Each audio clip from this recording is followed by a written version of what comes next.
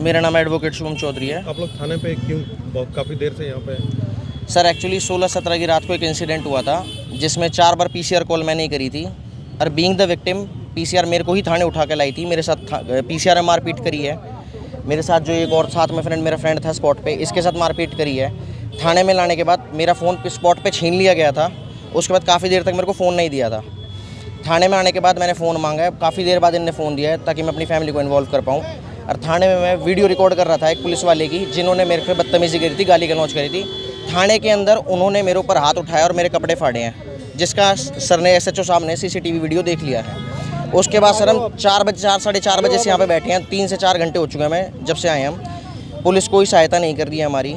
हमने FIR register करने के लिए बोला, इन्होंने मना कर दिया कि FIR रजिस्टर नहीं होगी। हमने कहा ऑपोजिट पार्टी को बुलाओ, ये कह रहे हैं ऑपोजिट पार्टी दिल्ली में है नहीं है।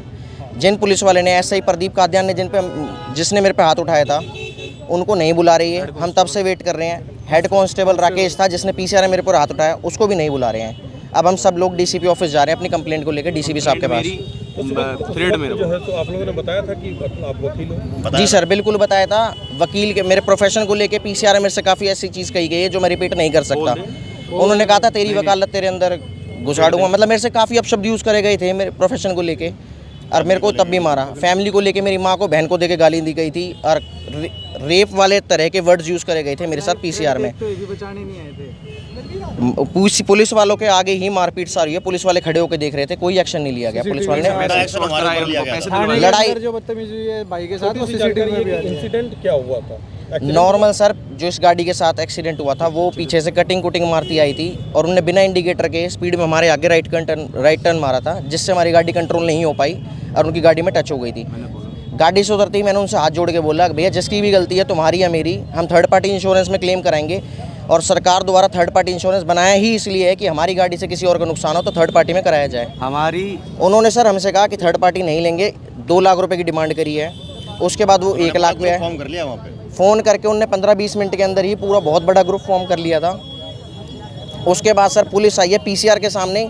ऑपोजिट पार्टी ने हमें ये कहा है कि तुम कितनी पीसीआर बुला लो, हमारा कुछ नहीं हो पाएगा, हमारा इलाका। और पुलिस वालों ने ये कहा इनका इलाका है, पैसे दे दो। हमसे इलीगली 50,000 रुपये एक्सटॉर्ट कराए गए हैं उनके लिए। ऑनलाइन ऑपोजिट पार्टी को इलीगली एक्सटॉर्ट करा के पे कराए गए हैं। उसके बाद जब मेरे को थाने ले जाया जा रहा था, मेरी जेब में कुछ कैश था और मेरी गाड़ी की चाबी वगैरह थी। मेरा फ़ोन भी छीना है और वो सारी चीज़ें भी छीनी है। पुलिस स्टेशन जब आए मेरे पास सिर्फ मेरे हाथ में चाबियाँ थी, मेरे पास कैश भी नहीं था। पीसीआर कॉल भी आप ही ने की? सारी चारों पीसीआर कॉल्स मैंने करी है। सिंपल कंसर्न ये है, हमारा सिंपल कंसर्न। आप लोग काफी देर थाने के अंदर बैठे रहे, क्या बातचीत रही पुलिस से? क्या कुछ नहीं ना, हमारी कोई सॉल्यूशन किसी चीज़ को नहीं मिला है।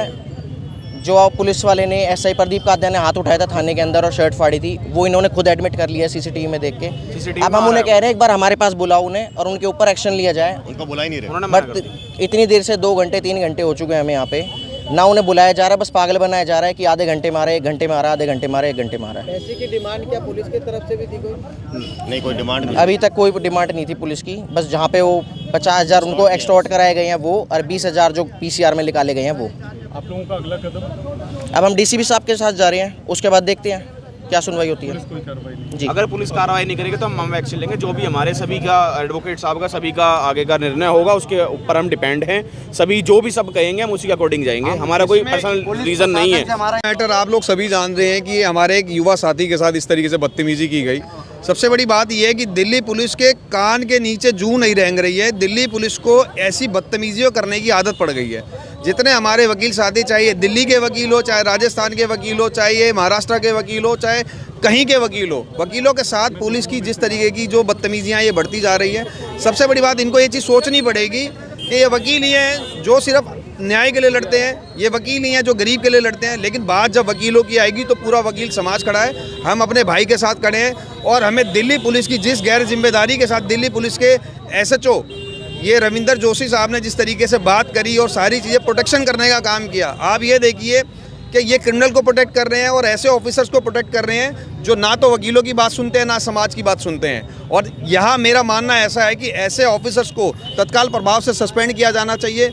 और मीठी गोली देने का जिस तरीके से दिल्ली पुलिस काम कर रही है, ये मीठी गोली लेने वाले वकील नहीं है। ये आपको आपकी भाषा में जवाब देना जानते हैं। ये वकील कोर्ट से लेकर के आपको हर जगह घसीटना जानते हैं और अपने हक, सबके हक की लड़ाई तो करते ही हैं, अपने हक की लड़ाई भी लड़ना जानते हैं। तो जिस तरीके से दिल्ली पुलिस इस मामले में लीपापोती कर रही है, मुझे लगता है ये लीपापोती चलेगी नहीं। और वकील जो है ये रजौरी गार्डन थाने में रुकने वाले नहीं हैं। ऐसे ऑफिसर को सस्पेंड किया जाए, ये हमारी मांग है। और डीसीपी साहब इस मैटर के अंदर पर्सनली देखें कि क्या कुछ हो सकता है। और इसमें जो 3 ऑफिसर्स ने जिस तरीके से वकील के साथ ये बात बताने के बाद भी कि हम एक जिम्मेदार व्यक्ति है, हम ऑफिसर ऑफ द कोर्ट हैं, ये सारी चीज़ें बताने के बाद भी हमारे वकील भाई के साथ बदतमीजी की गई। और सबसे बड़ी बात, वकील को ही थाने में घसीट के लेकर आया गया है। वो जो दूसरी पार्टी थी जिनके साथ लड़ाई हुई, जिन्होंने बदतमीजी करी, हमारे वकील साथी के साथ मारपीट करी, उनको अभी तक उनको पुलिस ने पकड़ा नहीं है। उन पे बिल्कुल अपना हाथ रखे हुए संरक्षण दे रही है पुलिस। और सबसे बड़ी बात, एसएचओ साहब लगभग 1.5 घंटे तक अपने एसआई को ये बोलते रहे कि मैं मैनेज कर रहा हूँ, तुम आराम से पीछे के दरवाजे में बैठो। आप बताइए, जब इतने सारे लोगों ने अपनी बात कह दी है तो एसएचओ साहब को ये बात समझाने में क्या लग रहा है? एसएचओ साहब कोई जिम्मेदारी से बयान नहीं दे रहे, ना ही डीसीपी साहब तक ये बात गई। वो ये बात गोल मटोल कर रहे हैं कि मैं रिपोर्ट बनाऊंगा, लेकिन डीसीपी साहब को ये बात पता चलनी चाहिए कि वकील कानूनी कार्रवाई सारी चीज़ें जानते हैं, कानून जानते हैं। डीसीपी साहब के पास पावर है सस्पेंड करने की, एसएचओ साहब सस्पेंड नहीं कर सकते हैं, वो गोल मटोल भी नहीं कर सकते। पहले फुटेज के अंदर एसएचओ साहब ने इस बात को गोल मोल किया कि नहीं ऐसा जी हम आपको पूरा दिखाएंगे, हमारे अधिकारी ने नहीं माना। लेकिन जब उन्होंने देखा तो उन्होंने बोला, मजबूर हो गए वो इस बात के लिए कि हाँ जी मारा तो है, लेकिन आप ये देखिए इतनी बात के बाद भी कोई कार्रवाई नहीं है। आप ये सोचिए कि अगर एक पुलिस ऑफिसर किसी वकील के साथ इस तरीके की बदतमीजी करने का दम रखता है तो आम जनता के साथ ये लोग क्या करते होंगे। ये वकीलों की छवि को तो खराब कर ही रहे हैं, साथ साथ ऐसे लोग जो हिम्मत करके थाने तक आते अपनी बात रखना चाहते हैं, उनकी बात को दबाने का काम कर रहे हैं। तो मैं पुलिस को बचा रही है, पुलिस को बचा ही रही है। आप ये देख लिए, चाहे मामला सागरपुर थाने का रहा हो, चाहे मामला जयपुर जोधपुर का रहा हो, चाहे मामला आज ये रजौरी गार्डन का है, हर जगह पुलिस अपने कॉलर को बचाने का काम कर रही है, अपने दामन को बचाने का काम कर रही है।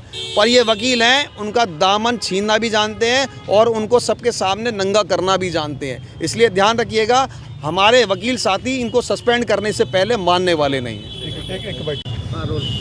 अपना नाम बता दें प्लीज। मेरा नाम एडवोकेट युक्ति राठी है और मैं आज सब अपने वकील भाई बहनों के साथ यहाँ थाने में आई हूँ, यहाँ पुलिस स्टेशन रजौरी गार्डन। और इतनी देर से हम इंतज़ार कर रहे हैं, इतनी देर से हम पुलिस ऑफिसर से इतने आराम से बात कर रहे हैं कि हम कोई भी ऐसी चीज़ नहीं कर रहे हैं, कोई भी ऐसी प्रॉब्लम क्रिएट नहीं कर रहे हैं। लेकिन ये तो हम लोगों का हक है कि जिसने बदतमीज़ी करी है हमारे वकील भाई के साथ, इतना तो हमारा हक है कि वो सामने आए, हमसे बात करें, उन्होंने ऐसा क्यों किया, ये क्यों का तो जवाब हम मांग सकते हैं। बहुत देर से यहाँ पे एसएचओ साहब और बाकी इंस्पेक्टर सर ये कह रहे हैं कि आ रहे हैं। हमने उनसे एक रिक्वेस्ट करी, हमें आप थोड़ी सी तसल्ली दे दो, बता दो कब तक आ रहे हैं। तो ये होते हुए हमें घंटों हो गए हैं यहाँ पे बैठे हुए, लेकिन अब तक कोई भी एक्शन नहीं हुआ है। अभी हमारा एडवोकेट प्रोटेक्शन एक्ट नहीं आया है, अभी हम ही एक दूसरे के साथ खड़े हुए हैं और इसीलिए हम इतनी ज़्यादा प्रॉब्लम में हैं। बार बार डिमांड करी गई कि एडवोकेट प्रोटेक्शन आए, एडवोकेट प्रोटेक्शन एक्ट आए, कम से कम हमारे साथ जो भी गलत होता है कम से कम उसकी एक सुनवाई हो, एक एडवोकेट हेल्पलाइन नंबर हो कि वहाँ पे सुनवाई हो और लोग उस बात को सुने। हम सब बैठे हैं, अब तक कोई एक्शन नहीं हुआ। हमने बहुत रिक्वेस्ट करी सर से, लेकिन आ रहे हैं। अब हम थक के पूरे दिन, अब हम डीसीपी ऑफिस जाएंगे। मैं रिक्वेस्ट करती हूँ सरकार से, डीसीपी सर से, कमिश्नर सर से कि अगर वकीलों के साथ ही ऐसे दिन दहाड़े होगा तो बाकी जो जनता है उनके साथ क्या होता होगा, बाकी जो महिलाएं उनके साथ क्या होता होगा। हम आज सब एकजुट होके बैठे हैं, लेकिन अब भी कोई एक्शन नहीं हुआ है। ऐसे तो दर दर की ठोकर खाते रहेंगे वकील एक पढ़ा लिखा प्रोफेशन है, इतनी मेहनत करके वकील बनते हैं। हम तो कलम की लड़ाई लड़ने में बिलीव करते हैं, लेकिन कब तक सहेंगे। एक लिमिट होती है सहने की। पूरी शर्ट फट गई है भाई की, तो ये कितना गलत है। उस चीज़ को पूरा रिकॉर्ड है, वीडियो में दिख रहा है, एविडेंस दिख रहा है, लेकिन अब तक भी उनको बुलाया नहीं गया है। उनको बुलाने में दिक्कत क्या है? पुलिस स्टेशन की सीसीटीवी में सब कुछ आया है, तो उनको बुलाने में दिक्कत क्या है? जब हम पुलिस ऑफिसर्स पे भरोसा कर रहे हैं तो पुलिस वाले क्यों नहीं हम पे भरोसा करते हैं? तो मेरी यही रिक्वेस्ट है सरकार से, सबसे, कि प्लीज़ कंप्लेंट को देखें और हमारी सुनवाई करें। हम रुकेंगे नहीं, एमएलसी भी इसी में है और हम अब डीसीपी ऑफिस जाएंगे, कमिश्नर ऑफिस। सबूतों के आधार पर ही कार्रवाई होती है, सबूत सामने फिर भी कार्रवाई नहीं? फिर भी कार्रवाई नहीं हुई। ये तो हमारा दुर्भाग्य है कि सबूत होते हुए, वीडियो होते हुए कार्रवाई नहीं है। ये कितना गलत है। हमारे तो वकीलों के साथ कितना गलत हो रहा है, चाहे सागरपुर हो, चाहे अलग अलग जगह हो। अगर कार्रवाई नहीं होती है तो क्या रहेगा अगला? इसमें सबसे बड़ी बात ये है कि ये जो कंप्लेंट दी है ये मैम, अगर कार्रवाई नहीं होती तो अगला स्टेप? कार्रवाई नहीं होती है तो हम रुकेंगे नहीं। अब हम डीसीपी ऑफिस जाएंगे, उसके बाद हम कमिश्नर ऑफ पुलिस के पास जाएंगे।